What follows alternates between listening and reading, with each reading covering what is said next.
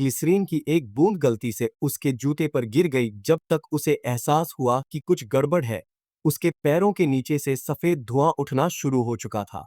वह आदमी समझ गया कि स्थिति बेहद खतरनाक थी। थोड़ी सी भी हलचल एक हिंसक विस्फोट को ट्रिगर कर सकती थी। उसने संकोच नहीं किया और जल्दी से पास के गुरु से मदद मांगी। जब भाई कियांग ने अपने प्रशिक्षु की घबराई हुई शक्ल देखी, तो उसे तुरंत एहसास हुआ कि कुछ गड़बड़ है। बिना एक शब्द कहे वह दौड़कर वहां पहुंचा। बम की उल्टी गिनती शुरू होने से पहले उसने जल्दी से अपने प्रशिक्षु के हाथ से टेस्ट ट्यूब ले ली। फिर सावधानी से नीचे बैठते हुए उसने अपने प्रशिक्षु के जूते के फीते खोलने की तैयारी की, क्योंकि अगर यह चीज फट जाती तो पूरा निर्माण स्थल खतरे में पड़ जाता। सौभाग्य से काफी प्रयास के बाद वह आखिरकार अपने जूते निकालने में कामयाब हो गया। फिर वह इस गर्म आलू को लेकर बाहर चला गया। मजदूरों में घबराहट पैदा होने से बचाने के लिए दोनों ने ऐसा दिखावा किया जैसे कुछ हुआ ही न हो और निर्माण स्थल के बाहर जलाशय तक टहलते हुए गए। फिर अपने जूते उसमें डाल दिए। भाई कियांग के व्यापक अनुभव की बदौलत गुरु और शिष्य बाल बाल खतरे से बच गए। अपने प्रयोग को फिर से असफल होते देख हार मानने को तैयार न होते हुए भाई कियांग ने उसी दिन 500 किलोग्राम सूअर की आंतें खरीदी। उन्हें एक बड़े बर्तन में पूरी रात उबलने दिया। फिर रिफाइंड तेल को टॉर्च की बाल्टी में डाला, उस पर 1000 स्टील के गोले छिड़के और ढक्कन कस दिया। और बस इसी तरह एक छोटे परमाणु बम जितना शक्तिशाली हथियार बना। और जिस कारण से वह इतनी बड़ी हद तक गया, वह एक शब्द के लिए था, बदला। आपको बस सुपरमार्केट से बर्तन धोने वाले लिक्विड की 3 बड़ी बाल्टियां खरीदनी है। उसमें 20 बार सल्फर साबुन मिलाना है और 50 किलोग्राम सुअर की आंतें मिलानी है, और आप एक घातक हथियार बना सकते हैं। सबसे पहले सुअर की आंतों से चर्बी निकाल लें, फिर बर्तन धोने वाले लिक्विड और सल्फर साबुन को सही अनुपात में मिलाएं। अंततः एक पाचक ग्लिसरीन बनाएं जो जलकर फट जाए। फिर उसे एक टॉर्च के अंदर डालें, फिर उसमें 1000 स्टील की गेंदें भर दें और ढक्कन कस दें। और बस एक शक्तिशाली बारिश वाला नाशपाती का फूल बम तैयार हो जाता है। और उसके इतनी बड़ी हद तक जाने का कारण बदला था। वह आदमी मूल रूप से एक कोयला खदान में विस्फोट विशेषज्ञ था। उसने अपने 20 साल के काम में कभी कोई गलती नहीं की थी, लेकिन उन्होंने यह उम्मीद नहीं की थी कि स्विच ऑन करते कि एक दुर्घटना घट जाएगी। एक बड़े विस्फोट ने 4 मजदूरों की मौके पर ही जान ले ली। खदान प्रबंधक की कड़ी फटकार सुनकर भाई कियांग डर गए और बेहोश हो गए। खबर लीक होने से बचाने के लिए यामामोटो ने उन्हें चुप रहने के लिए 30,000 युआन दिए और पुलिस को बुलाने की हिम्मत करने पर उनके पूरे परिवार को जान से मारने की धमकी भी दी। लेकिन भाई कियांग का मानना था कि उन्होंने संचालन प्रक्रियाओं का सख्ती से पालन किया था, लेकिन वह समझ नहीं पा रहे थे कि दुर्घटना क्यों हुई। इसलिए सच्चाई जानने के लिए वह रात के अंधेरे में जांच करने के लिए खदान में घुस गए। थोड़ी खोजबीन के बाद उन्हें एक सुराग मिला। समस्या ठंडे पानी के बुलबुले में थी। इसे हटाने के बाद उन्हें गैसोलीन की तेज गंध आई। भाई कियांग को अचानक याद आया कि ये सामग्री सुरक्षा निदेशक लाओ वांग ने खरीदी थी। जैसे ही वह सोच रहे थे कि अपने बॉस को इसकी सूचना कैसे दे, अचानक पीछे से एक हथौड़ा आया। सौभाग्य से भाई कियांग ने समय पर प्रतिक्रिया की और बच निकले। जिस व्यक्ति ने उन पर हमला किया वह लाओ वांग था। यह देखते हुए कि सच्चाई सामने आने वाली थी, लाओ वांग के पास उसे चुप कराने के लिए उसे मारने के अलावा कोई विकल्प नहीं था। लेकिन एक संघर्ष के बाद भाई कियांग अंततः अधिक कुशल थे और उन्होंने लाओ वांग को सफलतापूर्वक वश में कर लिया। फिर वह उसे बॉस के पास ले गए। जब यामामोटो को मामले की सच्चाई का पता चला तो वह तुरंत क्रोधित हो गए। उन्होंने यामामोटो को सिंक में दबा दिया और दम घुटने से उनकी मौत हो गई। हालांकि वहां मौजूद सभी लोगों को यह उम्मीद नहीं थी कि कोने में एक बिन बुलाया मेहमान छिपा हुआ था। उन्होंने हमले के दृश्य को फिल्माया और इसे सीधे यामामोटो को भेज दिया। अपने फोन पर वीडियो देखने के बाद यामामोटो को तुरंत एहसास हुआ कि यह उसके प्राणघातक दुश्मन सांग बियाओ द्वारा किया गया होगा। इसलिए वह जल्दी से अपने प्रतिद्वंद्वी के कार्यालय में गया और सांग बियाओ ने कोई समय बर्बाद नहीं किया और सीधे यामामोटो को खनन दुर्घटनाओं और हत्याओं की धमकी दी।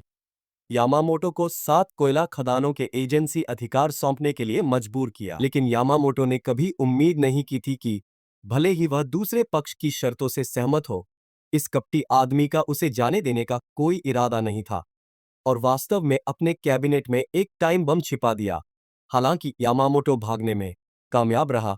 उसने अंततः अपनी गंभीर चोटों के कारण नॉर्थ वेस्ट पी लिया। मूल रूप से इन शिकायतों और नफरतों का भाई कियांग से कोई लेना देना नहीं था, लेकिन अंत में पुलिस फिर भी उसे जांच के लिए वापस ले गई क्योंकि कल रात विस्फोटक उसके प्रशिक्षु ने बनाए थे। एक बार पुलिस ने उसे खोज लिया तो उसे निश्चित रूप से फंसाया जाएगा। इसलिए भाई कियांग अपने प्रशिक्षु के निवास पर गया, लेकिन तब तक बहुत देर हो चुकी थी। प्रशिक्षु को हत्यारे द्वारा पहले ही उत्तर पश्चिम में भेज दिया गया था, इससे पहले कि भाई कियांग संभल पाता। अचानक एक फांसी की रस्सी से उसका गला घोंट दिया गया। यह स्पष्ट था कि हत्यारा उसे चुप कराने के लिए उसे मारना चाहता था। सौभाग्य से भाई कियांग ने डटकर मुकाबला किया और अंततः नरक के द्वार से बच निकला और पुलिस को हत्या स्थल पर केवल उसके उंगलियों के निशान मिले। इसके अलावा पिछली खनन दुर्घटना के कारण हुई 4 हत्याएं भी शामिल हैं और भाई कियांग एकमात्र जीवित बचे हैं, जिससे वह इस मामले में मुख्य संदिग्ध बन जाते हैं। उनकी प्रेमिका कुईहुआ ने उनसे पुलिस के सामने आत्मसमर्पण करने और सच्चाई बताने का आग्रह किया, लेकिन भाई कियांग ने इनकार कर दिया क्योंकि वह घटनास्थल पर मौजूद थे जब इन लोगों की मौत हुई और विस्फोटकों का फार्मूला भी उनका था। अब वह पीली नदी में कूदकर भी खुद को साफ नहीं कर सकते। अब एकमात्र विकल्प भागना है, लेकिन जैसे ही वह और कुईहुआ जाने वाले होते हैं, हत्यारे द्वारा उन पर फिर से हमला कर दिया जाता है और वैन पहाड़ी से नीचे पलट जाती है। सौभाग्य से उनमें से किसी को भी मौत का खतरा नहीं है। अपनी प्रेमिका को अस्पताल भेजने के बाद भाई कियांग कुईहुआ की नाई की दुकान में घुस जाता है। हत्यारे का वीडियो फुटेज निगरानी कैमरे से प्राप्त किया गया। अपने प्रिय को और अधिक नुकसान से बचाने के लिए उसने पहल करने और बदला लेने का फैसला किया। उस आदमी ने मक्खन का एक बर्तन बनाने के लिए 50 किलोग्राम सुअर की आंतों का इस्तेमाल किया। फिर उसने इसमें बड़ी मात्रा में नाइट्रेट अमीन मिलाया। दोनों को एक साथ मिलाने के बाद उसने उन्हें तेल के कागज में कसकर लपेट दिया। इस प्रकार एक पारंपरिक विस्फोटक पैक का जन्म हुआ। फिर भाई कियांग ने जानबूझकर सड़क के चारों ओर अपनी मोटरसाइकिल चलाई। जैसी कि उम्मीद थी, उसने जल्द ही हत्यारे का ध्यान आकर्षित किया। यह देखकर कि दूसरे पक्ष ने सफलतापूर्वक चारा खा लिया, जैसे ही हत्यारा कार से बाहर निकला, उसने डेटोनेटर दबा दिया। एक जोरदार धमाका हुआ। शक्तिशाली विस्फोट ने हत्यारे को तुरंत उड़ा दिया। उसने लड़ने की सारी ताकत खो दी। भाई कियांग मजबूत होते हुए गुस्से में आगे बढ़ा। उसने लेटे हुए हत्यारे पर एक उन्मत्त हमला किया, लेकिन भाई कियांग को जिसकी उम्मीद नहीं थी वह था। इस आदमी ने वास्तव में चुपके से अपने बॉस सांग बियाओ के सेल फोन पर कॉल किया और सांग बियाओ ने दोनों के बीच की पूरी बातचीत स्पष्ट रूप से सुनी। जब भाई कियांग हत्यारे को आत्मसमर्पण के लिए पुलिस स्टेशन ले जाने वाला था, सांग बियाओ अचानक प्रकट हुआ और भाई कियांग को अपना भाग्य बदलने का मौका दिया। वह भाई कियांग को 5 मिलियन देगा यदि वह पुलिस को कॉल करना छोड़ दे, लेकिन शर्त यह थी कि उसे खुद को देश से बाहर तस्करी करना होगा। यह देखकर कि भाई कियांग अविचल रहा और सब कुछ कबूल करने के लिए पुलिस स्टेशन जाने पर जोर दिया, इसलिए सांग बियाओ ने अपना तुरुप का पत्ता इस्तेमाल किया। उसने कुईहुआ के जीवन को एक घृणित खतरे के रूप में भी इस्तेमाल किया। भाई कियांग के पास समझौता करने के अलावा कोई विकल्प नहीं था, लेकिन जब वह 5 मिलियन लोगों के साथ कुईहुआ से मिलने वाला था तो उसे बंदूक की काली नाल से स्वागत किया गया। सौभाग्य से भाई कियांग समय रहते बच निकला और इस प्रकार घातक प्रहार से बच गया। और फिर हत्यारे के उसे पकड़ने से पहले वह जल्दी से एक मिट्टी के गड्ढे में छिप गया। जब हत्यारा आया, भाई कियांग ने पहले ही अपनी टॉर्च उस पर तान दी थी। सैकड़ों स्टील की गेंदों ने हत्यारे की छाती को तुरंत ही भौनों के छत्ते में बदल दिया। तब तक भाई कियांग को यह एहसास नहीं हुआ कि सांग बियाओ उसे जिंदा छोड़ने का कोई इरादा नहीं रखता था।